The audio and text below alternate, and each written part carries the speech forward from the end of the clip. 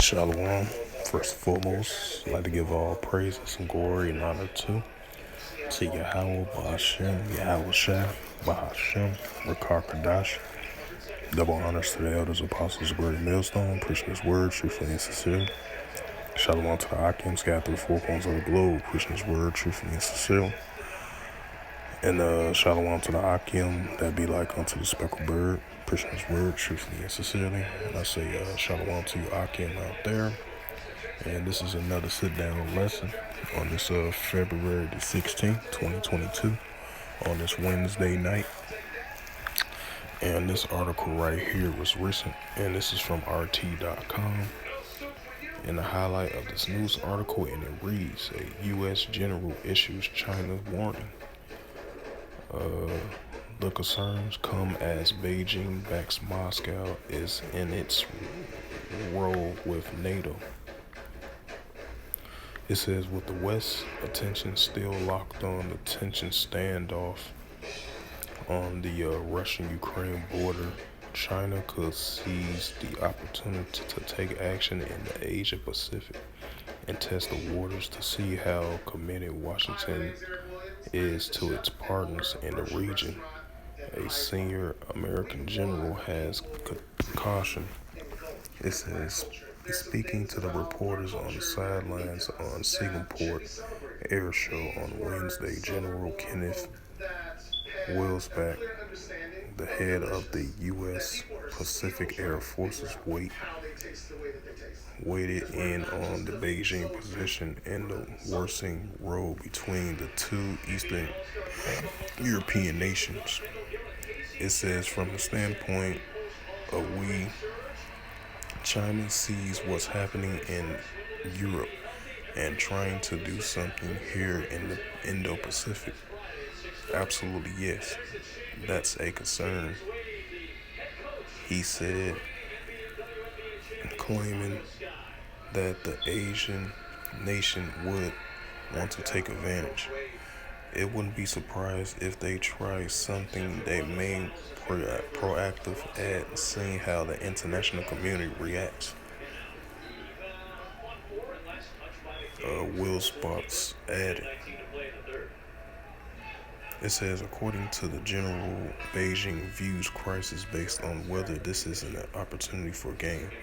His remarks comes amid months of speculation of the impasse between East and West, and Washington and several of its allies in Europe repeatedly sounding alarm that Moscow armed forces could soon order an invasion into Ukraine. On Tuesday, Moscow Ministry of Defense announced that its troops have completed their training drills and ballooneries and will begin the process of returning to their permanent bases. The Kremlin, however, has consistently rejected that it has any intentions of striking its neighbor, and it has looked to gain security guarantees, which rules out NATO's enlargement closer to Russian borders, a move for which Beijing has expressed its support. It says earlier this month, Russian President Vladimir Putin and his Chinese counterpart Xi Jinping released a joint declaration opposing the further expansion of NATO and also called for a North Atlantic alliance to refrain from ideological approach from the times of the Cold War. It says Washington has long accused Beijing of staging provocations against Taiwan, which viewed as the inalienable part of its territory. In early December, the U.S. Assistant Defense Secretary for Indo-Pacific Security Affairs ally Reitner accused China's army of likely preparing for a contingent to unify the island with the mainland. China has often condemned the U.S. close ties with Taipei as of interference in its international affairs. So, after reading this article right here, the U.S. General issues China's warning because, after that meeting, I believe it's the two related things. One is building an ally of China and Russia, and it was another one building a alliance economic wise between the cooperation with Russia and China from President China Xi Jinping and Russian President Vladimir Putin. They wanted to create two things, an alliance between one another, and from an economic standpoint as well too, due to the fact that United States using sanctions, countries, example like Iran, North Korea, and many other countries, you know, and basically, so that's why the U.S. general sent a warning out on China regarding the current situation, because you got allies, United States and the EU, the NATO expansion, China, they was down with Russia just in case, the NATO and the United States, they will reply back with the current situation crisis over there in the Ukraine border, if there was a possibility of Russia invade Ukraine, and all that. And with the support of allies with Ukraine, the United States, and the NATO, so China and Beijing, they was full of support of Russia, and Beijing, they was against, not with the expansion of NATO,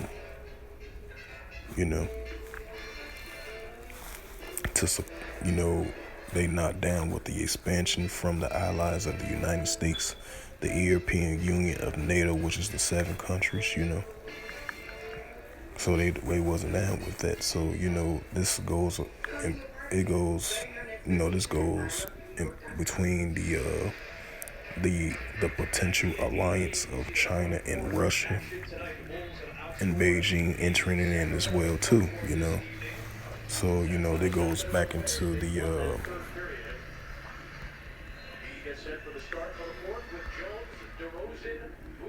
the nations to rise against nations against each other once again,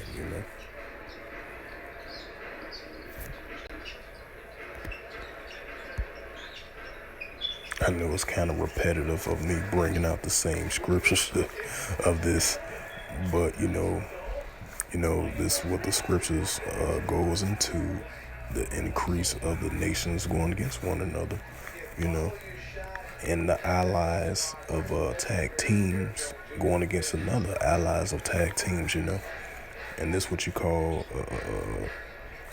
a tag teams of allies going against one another, and then and it goes into the nation going against nations, and I'm gonna bring it out again for edification's sake of the sit down lesson of this news article that I brought out, and it goes right into what the scripture that I'm about to bring out, as the U.S. General sent a warning to China, because like I mentioned before, China and Russia, once they had that meeting, I believe it was a month ago. I'm not for sure what date it was, but they had recently had a meeting with one another, of supporting in potential an alliance between China and Russia. And another one they had a meeting on as well too.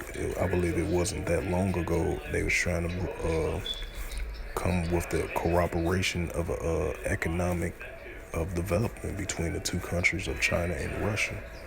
from President Vladimir Putin and China's President Xi Jinping. So that's why they kind of, and then you got the current situation, and then you got the current situation in what was it? Right, the South China Sea, you know. And then, you got Taipei over there trying to claim the island of the South China Sea. You still got tensions building over there, even though it had calmed down recently, recently and previously. So, but you still have tensions over there as well, too, in the Indo-Pacific area over there in that region, over there in the South China Sea, So, because you got China over there, you got Beijing, got Japan. So, you got all those different nations of people over there in that region, military-wise, patrolling the areas over there in the South China Sea, who going to get claim of that part of the South China Sea over there, because, you got Japan trying to take claim of it, Beijing, China, and then you got the United States stationed over there as well, too, So you got a lot of activity going on over there as well, too, of the nations claiming an island, as well, too, And I'm going to bring it out again for edification's sake. I'm going to read it again. This is the book of Mark, chapter 13, verse 8. For the nation shall rise against nations, and the kingdom against kingdoms. And there shall be earthquakes in diverse places. And we've definitely been seeing the earthquakes in diverse places and increasingly. And there shall be famine, right? The increase of the famines around the world as well, too. And troubles, we're seeing troubles around the world as well, too. To the upwards of the people, the nations going against one another. The love of many waxing cold, just like in the book of Mark 3:25, I believe. If a nation be divided against itself, how shall it can stand? Scriptures like that for an example that regarding into troubles. And the book of Matthew 24:12 that regards to troubles. Like that scripture says, I roughly paraphrase in the book of Matthew 24:12, because the iniquity shall abound, the love of many shall wax cold. So, those are examples of troubles, and these are the beginning of sorrows. These are the beginning of sorrows of the love of many waxing cold against one another. The increase of these nations going against one another, the increase of famine and pestilence and diseases and stuff like that.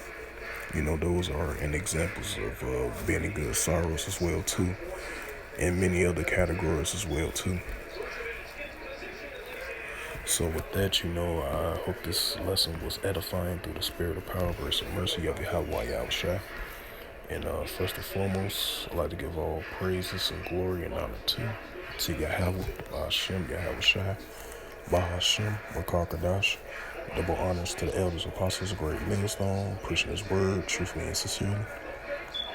And shalom to the Akim, scattered through the four corners of the globe, preaching his word truthfully and sincerely. And shalom to the Akim that be like unto the speckled bird, preaching the word truthfully and sincerely. And until next time, I will say shalom.